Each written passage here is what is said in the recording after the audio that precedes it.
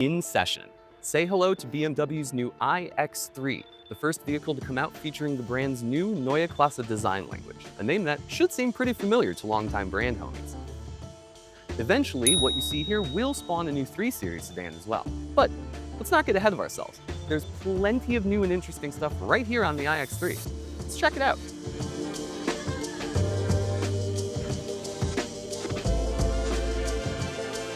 Now, if you think the iX3 was just going to be some gussied up version of the gas X3, think again.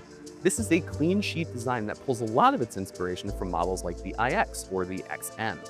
Up front, we have some lovely little thin, tall kidney grills that kind of resemble the kidney grills from the Neue Klasse vehicles of yore. Now, along the side, the silhouette is super wagon-like, and the character lines are pretty few and far between, really just emphasizing the shoulders and not much else. I'm a huge fan of the back as well, where the taillights wrap all the way around to the BMW logo. Really, the whole package is pretty good. Now, the first iX3 to launch, and the only iX3 BMW's told us about so far, will be the iX3 50 xDrive. Under the body, there will be 2 electric motors providing 463 horsepower and 475 pound-feet of torque, which is enough to shunt this ship to 62 miles an hour in about 4.9 seconds before topping out at about $1.30. Now, under the body is a battery with 108 kilowatt hours of usable capacity.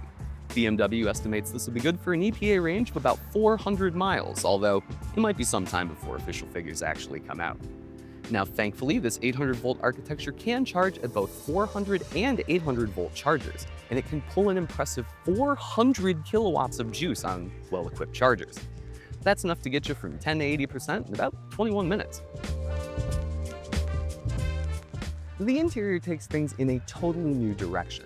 Now, there's a lovely variance in material color and shape and texture here, but let's focus on where the eyes are really drawn first, which is the steering wheel. This thing looks like it was practically plucked out of a concept car.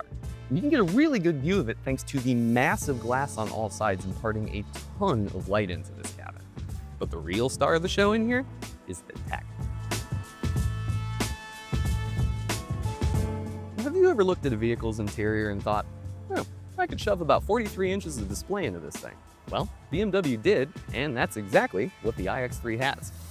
BMW Panoramic iDrive is the name for the new display at the bottom of the windshield here.